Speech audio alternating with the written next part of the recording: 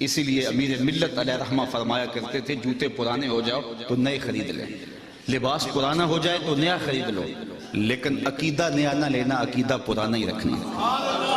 نیشا پور کے ایک محدث آخری دم توڑتے لمحوں میں اپنے شاگردوں کو بلا کے کہنے لگے کہ تم سب گواہ بن جاؤ، میں نیشا پور کی بوڑھی عورتوں کے دین پہ مر رہا ہوں، میرا وہی عقیدہ ہے جو نیشا پور کی بوڑھی عورتوں کا عقیدہ ہے۔ تو ہم نے اپنے آباء و اجداد سے دین سیکھا ہے، حضور کا پیار سیکھا ہے، تو یہ ہم نے اپنی نئی نسل کے اندر منتقل کرنا ہے۔ اس کے زود اثر ذرائع کیا ہیں؟ علماء نے اس پر باقاعدہ کتابیں لکھی اور بہت ساری چیزیں بیان فرمائیں کہ یہ وہ ذرائع ہیں جن سے آپ نئی نسل کے سینے میں حضور کا پیار منتقل کر سکتے ہیں۔ علامہ اقبال جنہیں حکیم الامت کہا جاتا ہے، حکیم الامت وہ ہوتا ہے جو امت کے مرض کی تشخیص بھی کرے پھر اس کی تدبیر بھی کرے، تو انہوں نے اس مرض، اس امت کے امراض کی تشخیص بھی کی اور اس کا علاج بھی بتایا۔ وہ اپنے ایک مکتوب میں لکھتے ہیں کہ نئی نسل کے سینے میں حضور کا پیار منتقل کرنے کے لیے آپ کو 3 کام کرنے ہوں گے۔ مختصر وقت میں یہ 3 باتیں آپ کے سامنے رکھنی ہے، اگر وقت 2 لمحے بچ گیا تو ایک بات اپنی جانب سے اور میری گفتگو اختتام کو پہنچ جائے گی، اور یہ چیزیں ہم صبح سے ہی اس کو اپنے عمل میں لا کر کے اپنی نسل کی تربیت کرنے میں لگ سکتے ہیں۔ تو اقبال کہتے ہیں کہ نئی نسل کے سینے میں حضور کا پیار منتقل کرنے کے لیے 3 کام کرنے ہوں گے۔ سب سے پہلا کام، ان کو کثرت کے ساتھ حضور پہ درود پڑھنا سکھاؤ، چونکہ اس کا لازمی نتیجہ یہ ہے کہ حضور کے درود کے نتیجے میں دلوں میں حضور کا پیار پیدا ہو۔ درود طبیعتوں کو نکھارتا ہے، اور ایک بات بتاؤں، درود شریف طبیعتوں میں تقدس پیدا کرتا ہے۔ اگر کسی کو یہ خوف ہو کہ میری اولاد غلط ہاتھوں میں چلی نہ جائے اور ان کی عصمت کا جوہر کہیں برباد نہ ہو جائے، کہیں ان کی نظر کا تقدس نہ لٹ جائے، تو وہ اپنی اولاد کو کثرت سے حضور پہ درود پڑھنے کی ترغیب دے، اولاد کو پاک دامنی نصیب رہے گی۔ درود کا یہ فائدہ بھی ہے کہ طبیعتوں کے اکھڑ پن کو دور کرتا ہے۔ اگر آپ کو یہ پریشانی ہو کہ اولاد اکھڑ مزاج ہے، بات مانتی نہیں ہے، طبیعت میں سختی ہے، تو ان کو بطور وظیفہ درود کی تسبیح دیں۔ آپ ہفتوں اشروں میں دیکھیں گے ان کی طبیعت میں لطافت آ گئی ہے۔ درود پڑھنے والے کو اللہ ذہانت کی دولت سے بھی مالا مال کرتا ہے۔ درود پڑھنے کا سب سے بڑا فائدہ یہ ہے کہ رسول کریم نے ارشاد فرمایا، قیامت کے دن میرے سب سے نیڑے وہ ہوگا جو کثرت کے ساتھ میرے اوپر درود پڑھنے والا ہوگا۔ ایک اور بات بھی عرض کرنا چاہتا ہوں، آج 72-73 فرقے ایک بندے کو کھینچ رہے ہیں، اور ہر بندے کے لبوں پر قرآن و حدیث کی بولی ہے۔ عام آدمی پریشان ہو جاتا ہے کہ جاؤں تو کدھر جاؤں۔ ہر بندہ تحقیق کرنے بیٹھ جائے اور ان 72-73 فرقوں میں سچائی پہ کون ہے اس کو تلاش کرنے لگ جائے، تو وہ باقی امور زندگی کیسے بجا لائے گا؟ تو کیا سادہ سا نسخہ ہے کہ ہم حق کو پہچانیں۔ 72-73 آدمی ایک بندے کو کھینچ رہے ہوں تو اس کا تو دماغ خراب ہو جاتا ہے۔ کبھی آپ نے دیکھا ہو لاری اڈے پہ جو کنڈکٹر حال کرتے ہیں پاکستان میں سواری کا، ایک سامان اچک کے لے گیا، دوسرے نے بچے کو پکڑا اور اپنی جانب کھینچ رہا ہے، تیسرا بڑھیا کو بازو سے پکڑ کے اپنی بس میں لے جا رہا ہے، تو بعض عورتیں غصے میں آ جاتی ہیں، پائیا سن کتے بھی نہیں جانا، حالانکہ کہیں تو جانا ہوتا ہے نا، لیکن وہ اس قدر کو ادھر کھینچ رہا ہے، کوئی بچہ ادھر لے گئے ہیں، سامان ادھر جا رہا ہے، تو 70-72 لوگ ایک بندے کو کھینچ رہے ہیں، وہ جائے تو کدھر جائے؟ یہ بات امام زین العابدین سے اس زمانے میں کسی نے پوچھی، حضرت جب اتنے فرق و ترک ہو جائیں گے تو میرے لیے کیا پہچان حق کی؟ تو امام زین العابدین نے فرمایا، جو اہل السنہ ہوں گے وہی اہل حق ہوں گے۔ تو سائل بڑا سیانہ تھا، دور اندیش بھی تھا، اس نے کہا کہ بہت سارے لوگ اسی ٹائٹل کے ساتھ موجود ہوں تو اس میں پھر اصلی سنی کی پہچان کیا ہوگی؟ تو سنو امام زین العابدین نے کیا فرمایا، فرمانے لگے، من علامات اہل سنہ کثرت الصلاۃ علی رسول اللہ، نشانی میں بتا دیتا ہوں، کثرت سے حضور پہ درود پڑھنے والے ہوں گے۔ اب کوئی خیر سے ہمیں درودیہ ہونے کا تانا دے، ہمارے لیے یہ تمغہ امتیاز ہے۔ میں کہتا ہوں ہم بارودیے نہیں، ہم درودیے ہیں۔ یہ ہمارے لیے اعزاز ہے، یہ ہمارے لیے افتخار ہے کہ ہم حضور پہ درود پڑھنے والے ہیں۔ تو کثرت سے درود پڑھو تو اس کا فائدہ یہ ہوگا کہ آپ کو حق ہاتھ میں آ جائے گا۔ اچھا ایک آخری بات درود کے حوالے سے اور بھی عرض کروں کہ درود پڑھنے والے کے لہجے میں مٹھاس پیدا ہو جاتا ہے۔ کسی نے اقبال سے یہ راز پوچھا کہ تیرے شعروں میں کھنڈ کہاں سے آئی؟ غالب اقبال سے بڑا شاعر اہل نقد مانتے ہیں، لیکن جو عزت اقبال کو ملی علیہ رحمہ کو وہ غالب کا مقدر نہیں ہو سکی۔ تو کسی نے یہ راز اقبال سے پوچھ لیا کہ تیرے شعروں میں یہ مٹھاس کہاں سے آ گئی؟ تو اس نے کہا کہ میں نے 1.25 کروڑ مرتبہ حضور پہ درود پڑھا تھا۔ یہ سارا شہد نام محمد کا ہے صلی اللہ علیہ وسلم، میں تنہا کمال سخن کو نہ پہنچا، میرے شعر ہیں اور تاثیر ان کی۔ تو اپنی اولاد کو کثرت سے حضور پہ درود پڑھنا سکھائیں گے تو اس کا لازمی نتیجہ یہ ہوگا کہ ان کے سینے میں حضور کا پیار پیدا ہوگا۔ دوسری بات، انسان فطرتاً حسن پسند ہے، یہ انسان کی طبع ہے، اس کا انکار نہیں کیا جا سکتا۔ جہاں بھی حسن ہوگا انسان ادھر لڑک جائے گا، وہ کاکل داراس میں ہو، وہ لب و رخسار میں ہو، وہ قامت زیبا میں ہو، وہ نرگسی آنکھوں میں ہو، وہ معصوم بچے کی مسکراہٹ میں ہو، اور وہ بوڑھے کے بالوں کی سفیدی میں ہو، وہ دھنک کی شوخی میں ہو، وہ کوسے قضا کی رنگینی میں ہو، وہ پپیہے کی آواز میں ہو، وہ بلبل کے لہجے میں ہو، وہ کوئل کی دل فریب صدا میں ہو، وہ جہاں بھی ہوگی تتلی کے پروں میں ہو، قدرت کی سنائی کے رنگ ہوں، جہاں بھی حسن ہوگا دل ادھر لڑک جائے گا، یہ انسانی فطرت ہے۔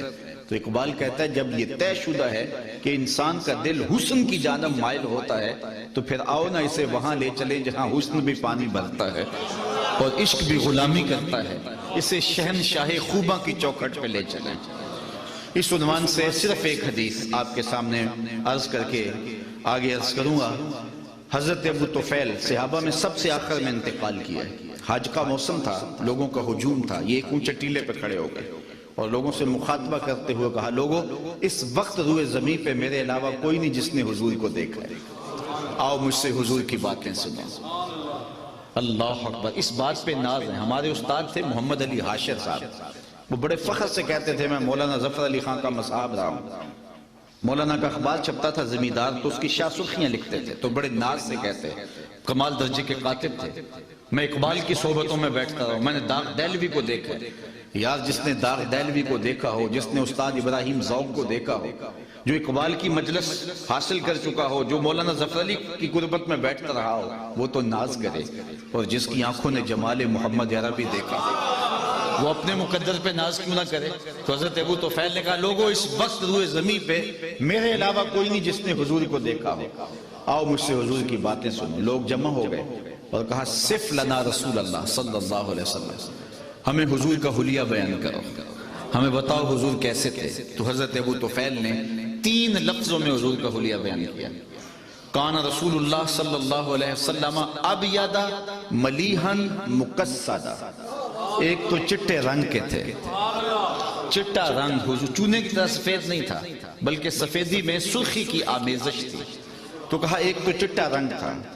دوسری بات ملیحا، حضور کا حسن نمکین تھا۔ اعلیٰ حضرت بولے حسن پھیکے ہیں جب تک نہ مذکور ہو، ہے نمکین حسن والا ہمارا نبی۔ تیسری بات مقصدہ، متوازن، لیسا بالطویل الممغط ولا بالقصیر المتردد، قد چھوٹا بھی نہیں اور پست قامت بھی نہیں، ربع کے لفظ ہے، درمیانی قد، بلکہ درمیانی سے بھی کچھ اٹھتا ہوا۔ قد حضور کا درمیانہ تھا، لیکن اذا جامع القوم غمرہم، 10,000 کا اجتماع بھی ہوتا، بڑے بڑے اونچے قد والے ہوتے، لیکن حضور ان میں کھڑے ہوتے، حضور کے کندھے لوگوں کے سروں سے اونچے دکھائی دیتے۔ یہ اللہ نے اپنے محبوب کو شان دی تھی۔ تو 3 لفظوں میں حضور کا حلیہ بیان کیا، یاد کیا جا سکتا ہے۔ کان رسول اللہ صلی اللہ علیہ وسلم ابیض ملیحا مقصدا، اور اگر عربی یاد نہیں ہوتی تو گولڑے کے تاجدار نے کام سوکھا کر دیا۔ مکھ چند بدر شاہ شانی، متھے چمک دی لاڈ نورانی، کالی زلف تے اکھ مخمور رکھی ہیں نمد بھریاں۔ تو حضور کا حلیہ بیان کرو گے تو نئی نسل کے سینے میں حضور کا پیار پیدا ہوگا۔ تیسری بات اقبال نے یہ بیان کی، وہ کہتے ہیں کہ جس طرح میرے حضور کی صورت جیسی صورت کسی کی نہیں، میرے حضور کی سیرت جیسی سیرت بھی کسی کی نہیں۔ تو جب حضور کی سیرت اپنی نسل کے سامنے رکھو گے تو ان کے سینے میں حضور کا پیار پیدا ہوگا۔ نجی زندگی سے لے کے سیاسی زندگی تک، گھریلو زندگی سے لے کر کے میدان کارزار تک، حضور علیہ السلام کی زندگی دیکھیے، آپ کو ایک عمدہ نمونہ نظر آئے گا۔ ام المومنین سیدہ طیبہ طاہرہ سیدہ عائشہ رضی اللہ تعالی عنہا فرماتی ہیں، میں آپ خورے میں پانی لے رہی تھی کہ حضور تشریف لے آئے، تو مجھے جب دیکھا تو حضور نے دور سے کہا عائشہ تھوڑا سا پانی میرے لیے چھوڑنا، تو فرماتی ہیں میں نے پانی چھوڑ دیا، حضور نے میرے ہاتھ سے آپ خورا لے لیا، پانی پینے لگے تو پھر رک گئے اور مجھ سے مخاطب ہوتے ہوئے کہا عائشہ ذرا بتانا تم نے ہونٹ کہاں لگائے تھے، مجھے بتاؤ اگر شوہر کا رویہ بیوی کے ساتھ یہ ہوگا تو گھر جنت کا ٹکڑا بنے گا یا کہ نہیں بنے گا؟ کسی زمانے میں ایک غیر مسلم نے اسلام قبول کیا تو اسے پوچھا گیا کہ اسلام کی کس قدر نے تجھے متاثر کیا ہے، تو وہ بولا سیرت کا صرف ایک واقعہ میری ہدایت کا سبب بن گیا۔ کیا واقعہ؟ کہا مجلس حضور کی لگی تھی، ہجوم عاشقاں تھا، تو ایک شخص نے عرض کی حضور میرا بیٹا کئی دنوں سے گم ہے، مل نہیں رہا، آپ دعا کیجئے میرا بیٹا مل جائے۔ قبل اس سے کہ حضور کے ہاتھ اٹھتے مجلس میں موجود ایک شخص کھڑا ہو گیا، حضور میں اس کے بیٹے کو جانتا ہوں اور ابھی فلاں باغ کے قریب سے گزر کے آیا ہوں، وہاں بچوں کے ساتھ میں نے اس کے بیٹے کو کھیلتے ہوئے دیکھا ہے۔ جب باپ نے سنا تو اس نے دوڑ لگا دی، حضور نے فرمایا سے بلاؤ، بلایا گیا، بہت جلدی ہے؟ جی حضور آپ جانتے ہیں ایک باپ کے جذبات کیا ہے، کئی دنوں سے بچہ بچھڑا ہے، اب خبر ملی ہے تو بہت جلدی اپنی آنکھوں کی پیاس بجھانا چاہتا ہوں، ماں الگ تڑپ رہی ہے، کئی دنوں سے اس نے کچھ کھایا نہیں کچھ پیا نہیں، میں چاہتا ہوں کہ بہت جلد اسے ملوں اور سینے کو قرار ملے۔ فرمایا ضرور جاؤ، میں تجھے روکتا نہیں، روکنے کے لیے بلایا بھی نہیں، لیکن میری ایک بات سنتے جانا کہ جب تم باغ کے کنارے جاؤ اور بچوں کے ساتھ اپنے بچے کو کھیلتا ہوا دیکھ لو تو اسے بیٹا بیٹا کہہ کے آوازیں نہ دینے لگ جانا، اس کا جو نام رکھا ہے اس نام سے پکارنا۔ عرض کی حضور میرا بیٹا ہے، اگر بیٹا کہہ کے پکاروں تو اس میں حرج بھی کیا ہے؟ فرمایا تم کئی دنوں سے بچھڑے ہو، تمہارے لہجے میں بلا کا رس ہوگا اور تم نہیں جانتے، ہو سکتا ہے کھیلنے والوں میں کوئی یتیم بھی کھیل رہا ہو، اور جب تم اپنے بیٹے کو بیٹا کہہ کے پکارو گے تو یتیم کا دل چھریاں اس پہ چلے گی، آج میرا باپ ہوتا تو مجھے بھی بیٹا کہہ کے پکارتا۔ کہا یہ شوق گھر جا کے پورا کر لیں گے، یہ ہماری شریعت کا مزاج ہے کہ بیوہ کے سامنے اپنی بیوی سے پیار نہ کرو، غریب کے سامنے اپنی دولت کی نمائش نہ کرو، بلکہ میرے حضور نے یہاں تک فرمایا اپنے گوشت کی خوشبو سے غریب ہمسائے کو تکلیف نہ دو، یا تو تھوڑا سا پانی زیادہ ڈال لو، شوربے کی پیالی ہمسایوں کے گھر بھی بھیج دو، اور اگر ایسا نہیں کر سکتے تو ایسے زاویے میں اور ایسے وقت میں کھانا پکاؤ جب غریب کے بچوں تک اس کی خوشبو نہ پہنچے۔ اگر غریب اور مزدور کے بچے ضد کر بیٹھے اور وہ ضد پوری کر نہ سکا تو ان بلکتے ہوئے بچوں کے آنسو کون پوچھے گا؟ وہ کیا کسی نے کہا تھا نا، دوپہر کو سلا دیتی ہے بچوں کو وہ اس ڈر سے، دوپہر کو سلا دیتی ہے بچوں کو وہ اس ڈر سے گلی میں پھر کھلونے بیچنے والا نہ آ جائے۔ تو حضور کی سیرت جب میرے سامنے رکھی گئی کہ حضور علیہ السلام لوگوں کی نزاکت قلبیہ کا اتنا لحاظ رکھتے ہیں تو مجھے چارہ نہ رہا کہ اس نبی کا غلام بن جاؤں۔ تو حضور کی سیرت جب سامنے رکھو گے تو لازمی نتیجہ یہ ہے کہ ان کے سینے میں حضور کا پیار پیدا ہوگا۔ آخری بات وہ یہ کہ حضور کے فضائل و مناقب بیان کرو۔